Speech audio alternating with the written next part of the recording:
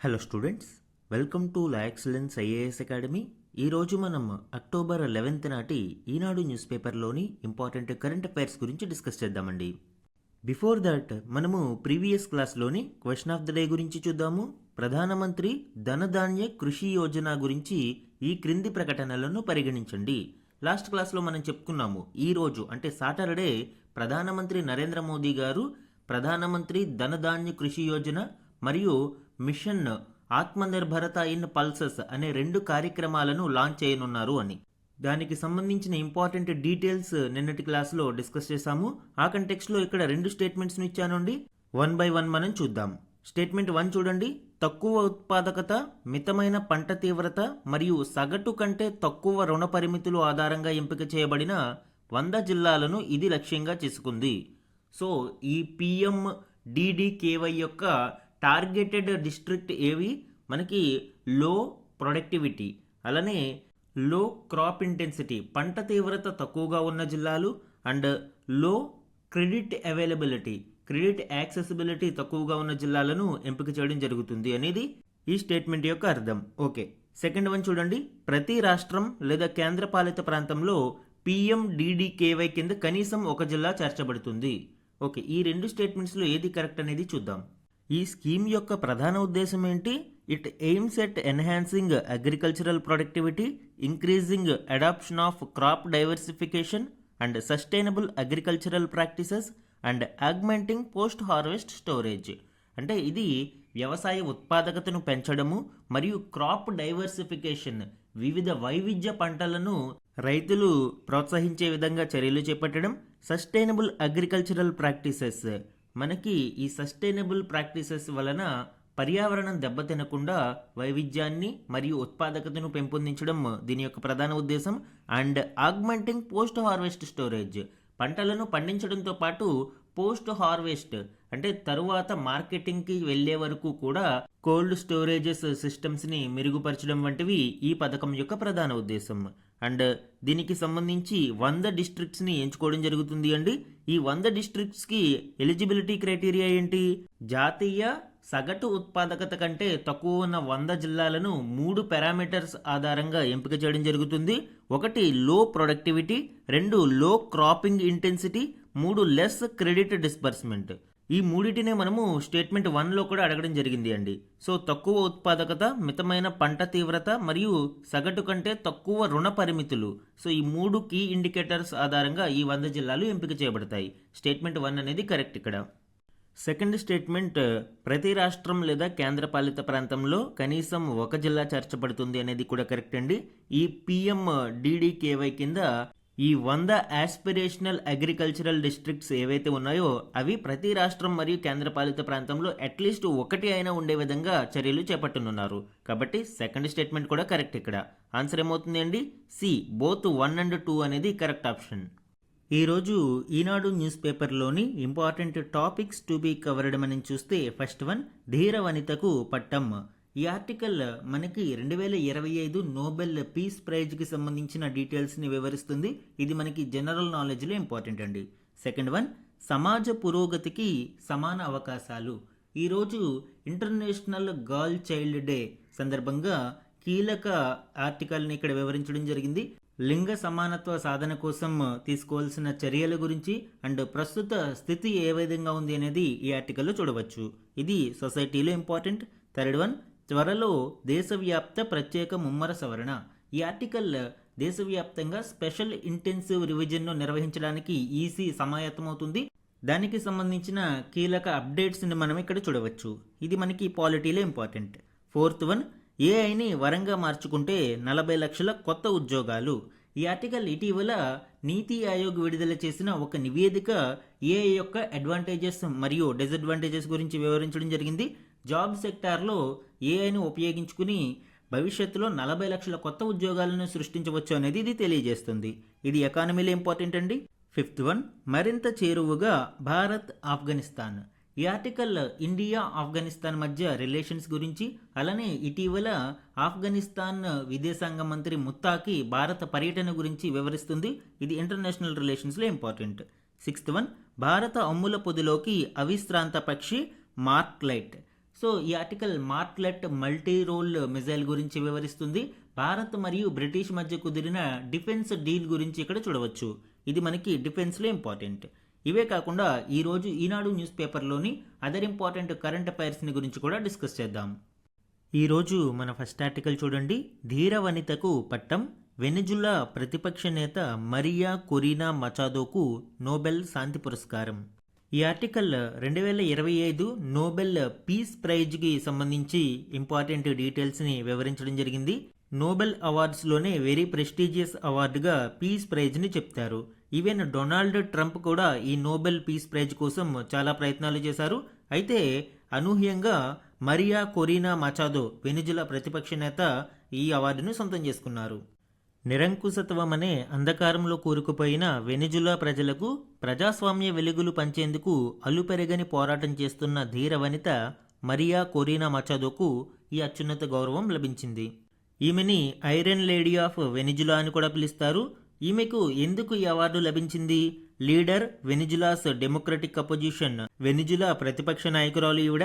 అలానే ఎగ్జాంప్లెడ్ civilian courage, ప్రజలలో ఒక ధైర్యాన్ని నింపింది. దేనికోసం?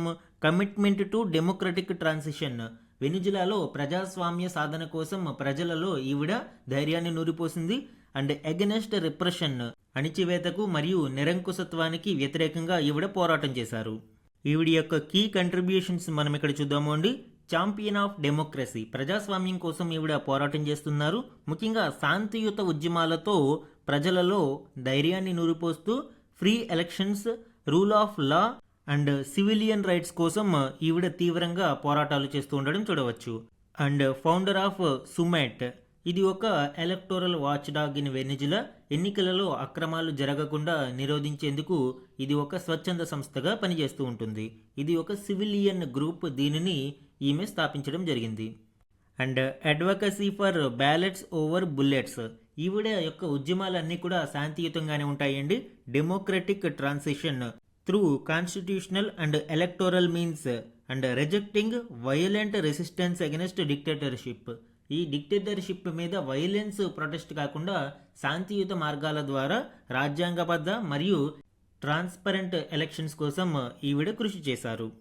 హ్యుమానిటేరియన్ అండ్ సోషల్ రిఫార్మర్, ఈమె ఎటీనియా ఫౌండేషన్ 1992లో స్థాపించారు. దీని ద్వారా ఎడ్యుకేషన్, ముఖ్యంగా స్ట్రీట్ చిల్డ్రన్లో ఎడ్యుకేషన్ని ప్రమోట్ చేయడం కోసం దీనిని స్థాపించడం జరిగింది. మచాదో ఈ హ్యూమన్ రైట్స్లో ఇదివరకే అనేక అవార్డులను అందుకోవడం మనం చూడవచ్చు. యూరోపియన్ యూనియన్ అందించే మానవ హక్కుల పురస్కారమైన సకరోవ్ ప్రైజ్ను మచావో నిరుడు దక్కించుకున్నారు.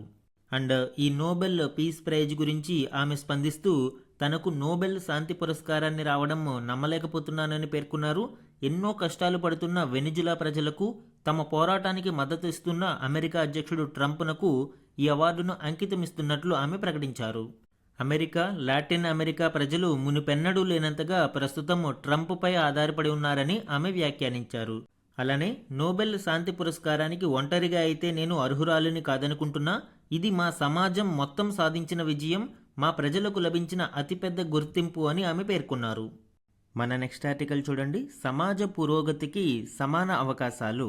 ఈ ఆర్టికల్ మనకి జెండర్ ఈక్వాలిటీ ఇన్ ఇండియా మరియు స్టిల్ ఉమెన్ మరియు గర్ల్స్ ఫేస్ చేస్తున్న అసమానతల గురించి వివరించడం జరిగింది.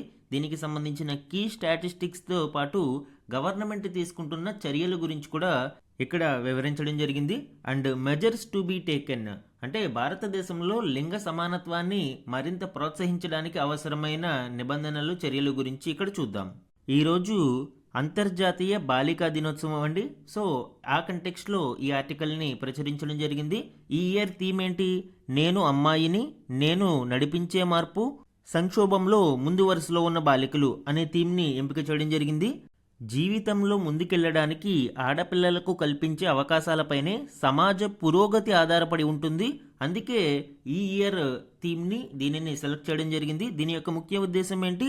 ప్రజలంతా బాలికా విద్య, ఆరోగ్యం, హక్కులు, సామాజిక వివక్ష, బాల్య వివాహాలు వంటి అంశాల గురించి చర్చించాలి అనేది దీని యొక్క ప్రధాన ఉద్దేశం. ఈ లింగ సమానత్వానికి సంబంధించి 4th world conference of women బీజింగ్లో జరిగిన ఈ కాన్ఫరెన్స్ 1995లో జరిగింది అండి. ఈ కాన్ఫరెన్స్లో తీసుకున్న బీజింగ్ డిక్లరేషన్ చాలా కీలకం. అయితే 30 సంవత్సరాలు గడిచినా కూడా దీనిలోని పురోగతి అంతంత మాత్రంగానే కనిపిస్తూ ఉంది. సుమారు 189 దేశాలు మహిళలు మరియు బాలికల హక్కులను కాపాడుతూ లింగ సమానత్వం దిశగా అడుగులు వేసేందుకు ఈ బీజింగ్ డిక్లరేషన్ ఆమోదించాయి. ఈ బీజింగ్ డిక్లరేషన్ కి సంబంధించి 12 క్రిటికల్ ఏరియాస్ ఆఫ్ కన్సర్న్ మనం చూసినప్పుడు women and poverty, women and armed conflict, human rights of women, violence against women, women and the economy, women and the media, education and training of women, women in power and decision making, the girl child, women and health, women and the environment, institutional mechanism for the advancement of women. ఇలాగా 12 key area of కన్సర్న్స్ని గుర్తించడం జరిగింది. Wide range of aspects ఇందులో cover చేశారు. అయితే ఇన్ని చర్యలు చేపట్టి ఈ డిక్లరేషన్ని ఆమోదించినా కూడా ఇంకా లింగ సమానత్వం అనేది అసమానంగానే ఉంది. ప్రపంచవ్యాప్తంగా వెనుకబడిన ప్రాంతాలు, అట్టడుగు వర్గాలు, నిరుపేద బాలికలు ఎందరో నేటికి విద్య, ఆరోగ్య సంరక్షణ, ఆర్థిక సాధికారత, భద్రత వంటి అంశాలలో వివక్షను ఎదుర్కొంటూనే ఉన్నారు. అండ్ ఈ లింగ సమానత్వంలోని ఆరోగ్యంకి సంబంధించిన కాంపోనెంట్ మనం పరిశీలించినప్పుడు భారతదేశంలో జాతీయ కుటుంబ ఆరోగ్య సర్వే 5 ప్రకారం దేశంలోని 15 నుంచి 49 ఏళ్ల వయసు బాలికలు మరియు మహిళల్లో 57% రక్తహీనతతో బాధపడుతున్నారు. ప్రతి 5 స్త్రీలలో ఒకరు తక్కువ బరువుతో ఉంటున్నారు. ఈ సమస్యలు తల్లి పిల్లల ఆరోగ్యంపై తీవ్ర ప్రభావం చూపుతున్నాయి. మహిళలకు ఋతుస్రావం, గర్భధారణ, పిల్లలకు పాలిచ్చే సమయాలలో అధిక పోషణ అవసరం. కానీ వారు సరి అయిన ఆహారానికి నోచుకోలేకపోతున్నారు. కొన్ని సమయాలలో మహిళలకు న్యూట్రిషన్ ఫుడ్ అనేది చాలా చాలా కీలకమండి. అయితే చాలామంది మహిళలలో, ముఖ్యంగా పేద వెనుకబడిన ప్రాంతాలలో మనం చూసినప్పుడు ఈ అసమానత్వం అనేది ఎక్కువగా కనిపిస్తుంది. మహిళలకు సరి అయిన పౌష్టికాహారం కూడా ఈ ప్రాంతాలలో లభించడం గగనతరం అవుతుంది. అదేవిధంగా కొన్ని గిరిజన ప్రాంతాలలో బడికి వెళ్లాల్సిన సమయంలోనే ఈ బాలికలకు పెళ్లి చేయడం వలన అనేక అనారోగ్య సమస్యలు ఎదుర్కొంటున్నారు. ఎందుకంటే వారి యొక్క మెచ్యూరిటీ అనేది పూర్తి స్థాయిలో డెవలప్ అవ్వదు. అండ్ ఇలాంటి సమయంలో గర్భధారణ వంటివి జరిగినప్పుడు అనేక సమస్యలను ఎదుర్కోవాల్సి ఉంటుంది. మరొక వైపు నేటికి పితృస్వామ్య భావనలు సమాజంలో బలంగానే నాటుకుని ఉన్నాయి. కాబట్టి అమ్మ కడుపులోనే ఆడబిడ్డల గొంతు నులిమేసే హేయ చర్యలు ఇంకా కొనసాగుతూ ఉన్నాయి. అందుకే లింగ నిష్పత్తి సమాన స్థాయికి చేరుకోవడం లేదు. అశ్లీల చిత్రాలు, మానవ అక్రమ రవాణాలో మహిళలు, బాలికలే ప్రధాన బాధితులుగా ఉంటారు. వీరిలో కూడా ఎక్కువగా దళితులు మరియు గిరిజనులు వంటి అణగారిన వర్గాలకి చెందిన వారు ఉంటున్నారు అనేది కొన్ని గణాంకాలు తెలియజేస్తున్నాయి. ఇంకా విద్య మరియు ఉద్యోగ అవకాశాల విషయంలో మనం చూసినప్పుడు దేశీయంగా స్టెమ్ అంటే సైన్స్, టెక్నాలజీ, ఇంజనీరింగ్, మ్యాథ్స్ వంటి గ్రాడ్యుయేట్లలో 43% మంది మహిళలు ఉంటున్నప్పటికీ ఈ రంగాలలోని ఉద్యోగాలలో మాత్రం 14% మాత్రమే పరిమితమయ్యారు. మహిళల ఉద్యోగాల విషయంలో అనేక బ్యారియర్స్ ఉంటాయండి. మనము గ్లాస్ సీలింగ్ అని పిలుస్తాము. ఈ గ్లాస్ సీలింగ్ అంటే ఏంటి? మహిళలు కొంత మేరకు మాత్రమే ఎదగడానికి సమాజం అవకాశం కల్పిస్తుంది ఉద్యోగ విషయంలో. ముఖ్యంగా మేనేజీరియల్ పోస్ట్స్ వంటి హయ్యర్ పొజిషన్స్కి మహిళలను ఎదగనివ్వకుండా ఇన్విజిబుల్ బ్యారియర్స్ని క్రియేట్ చేస్తూ ఉన్నారు. దీనినే గ్లాస్ సీలింగ్ అని పిలుస్తారు. యాక్చువల్గా ఏం జరుగుతుంది? మహిళలు పెళ్లి అయిన తర్వాత పిల్లల పెంపకం విషయంలో కొంత శ్రద్ధ చూపిస్తూ ఉద్యోగ అవకాశాలను వదులుకుంటూ ఉంటారు, కోల్పోతూ ఉంటారు. అలానే కొన్ని కంపెనీలు లేదా సంస్థలు మహిళల కంటే పురుషులకే హయ్యర్ పొజిషన్స్లో ప్రాధాన్యతనిస్తాయి. ఎందుకంటే మహిళలు కుటుంబ బాధ్యతలను కూడా సమానంగా మోయాల్సి వస్తున్నప్పుడు ఇక్కడ సంస్థను సరిగా నడిపించలేరేమో అనే ఒక భావన సంస్థలో ఉంటుంది. కాబట్టి ఇలాంటి ఇన్విజిబుల్ బ్యారియర్స్ని సృష్టిస్తూ ఉన్నారు. భారతదేశంలో లింగ నిష్పత్తిని పెంచడము, లింగ సమానత్వాన్ని సాధించడం మరియు మహిళలకు, బాలికలకు విద్యావకాశాలను కల్పించడం కోసం బేటీ బచావో, బేటీ పడావో వంటి కొన్ని పథకాలను కూడా ప్రభుత్వం తీసుకువచ్చింది. ఇటువంటి పథకాల వలన భారతదేశంలో కొంత పురోగతి అనేది మనం చూడవచ్చు అండి. ముఖ్యంగా శ్రామిక శక్తిలోనూ వారి భాగస్వామ్యం అధికమవుతూ వస్తుంది. అండ్ లింగ నిష్పత్తి కూడా 2015-16లో ఉండగా 2019 మరియు 21 నాటికి 929కి మెరుగుపడింది. అయితే ఇంకా మనకి సమాజంలో ఈ లింగ సమానత్వం సాధించడానికి అవసరమైన చేయూతను అందించాల్సిన అవసరం ఎంతైనా ఉంది. ముఖ్యంగా ఆడపిల్లల భద్రత, ఎదుగుదలకు ఉద్దేశించిన బాల్య వివాహ నిషేధ చట్టం 2006, పోక్సో చట్టం 2012, సుకన్య సమృద్ధి యోజన, పోషణ్ అభియాన్, మిషన్ వాత్సల్య మొదలగు వాటి గురించి ప్రజలలో మరింత అవగాహనను పెంపొందించాలి. అలానే వాటిని సమర్థవంతంగా నిర్వహించినప్పుడు మాత్రమే ఈ లింగ సమానత్వం అనేది సాధ్యమవుతుంది. వీటన్నిటికీ మెయిన్ ఫౌండేషన్ విద్య ద్వారా మనం అందించవచ్చు అండి. బాలికల విద్యను ప్రోత్సహించడానికి తగినన్ని పెట్టుబడులను పెట్టాలి. గ్రామీణ వెనుకబడిన ప్రాంతాలలో పాఠశాలలకు వెళ్ళని బాలికలను చదువు వైపు నడిపించాల్సిన అవసరం ఎంతైనా ఉంది. ఆ దిశగా ఎడ్యుకేట్ గర్ల్స్ అనే స్వచ్ఛంద సంస్థ చేస్తున్న కృషి అభినందనీయం. దేశవ్యాప్తంగా మారుమూల గ్రామాలలో సుమారు 20 లక్షల మంది బాలికలకు ఈ సంస్థ విద్యను అందించింది. అండ్ ఇందుకు గాను ఈ ఏడాది రామన్ మెగసెసే అవార్డుకు కూడా ఎంపికైంది. ప్రభుత్వంతో పాటు ఇటువంటి కృషిలో మరిన్ని స్వచ్ఛంద సంస్థలు పాలుపంచుకోవాలి, ముందుకు రావాల్సిన అవసరం ఎంతైనా ఉంది. సమాన అవకాశాలను దరిచేర్చినప్పుడే బాలికల వికాసం సాధ్యపడుతుంది. అదే వారి ప్రగతిశీల భవిష్యత్తుకు, సాధికారతకు పునాది అవుతుంది. కాబట్టి సమాజ పురోగతికి సమాన అవకాశాలు కల్పించాలి. సమాన అవకాశాలను దరిచేర్చడం మరియు బాలికల విద్యను ప్రోత్సహించడం, వారి పురోగతికి కృషి చేయడం మాత్రమే సమాజ వికాసానికి దోహదపడుతుంది. మన నెక్స్ట్ ఆర్టికల్ చూడండి. త్వరలో దేశవ్యాప్త ప్రత్యేక ముమ్మర సవరణ. ఈ ఆర్టికల్ స్పెషల్ ఇంటెన్సివ్ రివిజన్కి సంబంధించి అండ్ ఎలక్షన్ కమిషన్ యొక్క ఫర్దర్ ప్లాన్స్ గురించి ఇక్కడ వివరించడం జరిగింది. దీనిలోని ఇంపార్టెంట్ డీటెయిల్స్ మనం చూద్దాం. ఆల్రెడీ మనము ఈ స్పెషల్ ఇంటెన్సివ్ రివిజన్ బీహార్లో సక్సెస్ఫుల్గా పూర్తి చేయడం చూసాము. ఇప్పుడు దేశవ్యాప్తంగా దీనిని మరిన్ని రాష్ట్రాలకు విస్తరించాలి అని ఎలక్షన్ కమిషన్ ప్లాన్ చేస్తుంది. దేశవ్యాప్తంగా వివిధ రాష్ట్రాలలో దశల వారీగా ఓటరు జాబితాల ప్రత్యేక ముమ్మర సవరణను త్వరలోనే ఎన్నికల సంఘం చేపట్టనుంది. తొలుత ఎన్నికలు జరిగే రాష్ట్రాలను ఇందుకు ఎంపిక చేసుకోనుంది. అంటే నెక్స్ట్ కమింగ్ ఎలక్షన్స్ ఏ రాష్ట్రాలలో అయితే ముందుగా జరగనున్నాయో ఆ రాష్ట్రాలను ఈ ప్రత్యేక ముమ్మర సవరణ కోసం ఎంపిక చేయనున్నారు. అలానే దేశవ్యాప్తంగా దశల వారీగా ఈ ప్రక్రియ పూర్తి కానుంది. 2026లో అస్సాం, కేరళ, పుదుచ్చేరి, పశ్చిమ బెంగాల్, తమిళనాడులో అసెంబ్లీ ఎన్నికలు జరగనున్నాయి. ఈ తొలి దశలో ఈ రాష్ట్రాలతో పాటు మరికొన్నిటిలోనూ ఈ ఎస్ఐఆర్ను ఈసీ నిర్వహించనుంది.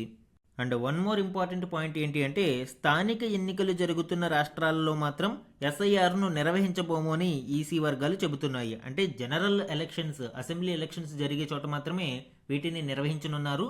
అలానే దశల వారీగా దేశవ్యాప్తంగా దీనిని పూర్తి చేస్తారు. అయితే లోకల్ బాడీ ఎలక్షన్స్లో మాత్రం ఈ ఎస్ఐఆర్ అనేది నిర్వహించడం జరగట్లేదు. జనరల్గా జరిగే రివిజన్ మాత్రమే అక్కడ జరుగుతుంది. అంటే యాన్యువల్ రివిజన్ అనేది జరుగుతుంది. ముఖ్యంగా తెలంగాణలో ఇప్పుడు ఈ లోకల్ బాడీ ఎలక్షన్స్ జరగనున్నాయి. అదేవిధంగా ఆంధ్రప్రదేశ్లో కూడా కమింగ్ డేస్లో ఈ లోకల్ బాడీ ఎలక్షన్స్ దగ్గరలోనే ఉన్నాయి. మన నెక్స్ట్ ఆర్టికల్ చూడండి. ఏఐని వరంగా మార్చుకుంటే 40 లక్షల కొత్త ఉద్యోగాలు. ఈ ఆర్టికల్ ఇటీవల నీతి ఆయోగ్ విడుదల చేసిన road map for job creation in the AI economy అనే నివేదిక ఆధారంగా కొన్ని కీలక గణాంకాలను ఇక్కడ ఇవ్వడం జరిగింది.